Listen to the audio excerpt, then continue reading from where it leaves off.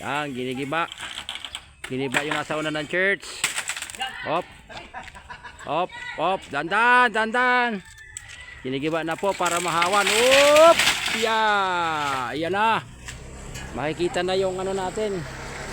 Yung bagong church. Yan na po. Yan. Giniba na yung nasa unahan. Ito pong kinatatayuan ko yung tabi ng yan po yung kalsada. Galing doon sa may 7-Eleven. Ayun. Ito naman yung church natin. Ayan. Yan. Giniba na po yung ano, yung nasa harapan para gagawin nating parkingan itong nasa harap. Medyo yan nga lang talaga napakababa niyan. Kailangan yan ng medyo marami-raming tambak.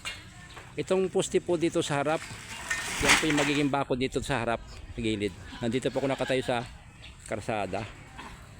Yan, galing sa yun ang karsadang galing do sa ano, sa highway yun. Yan yung papasok pa rito sa church, yan yung gilid.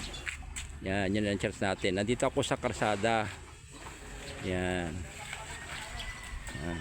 Ginigiba nila yan para makita yung ganda ng simbahan. Yan. Yan pong flooring na yan. Yan po yung pinakaharapan. Yan ay mababa yan. Nagtutubig yan. Kaya mataas ang flooring ng simbahan natin. Ng church ng Panginoon. Yung pinagdadausan ng gawain. Yung building. Yan. Yan po, may kasada rin po sa gilid.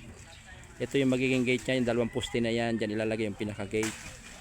Tapos babakod naman dito sa yan, 3 poste pa lang na ilalagay. Yung poste na yan ng ilaw, ayan ay ano, pumayag yung barangay na tanggalin, ililipat para hindi sagabal doon sa gagawin nating bakod. Ayan. Ayan, yan po sila, iniiba na nila.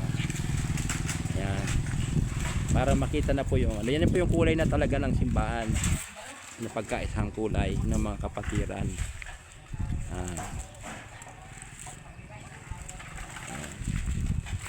Yung trabaho nila ito po.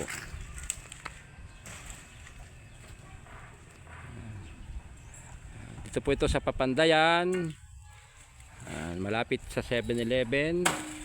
Mga padalawang poste lang po papasok sa gilid ng 7-Eleven ang daan.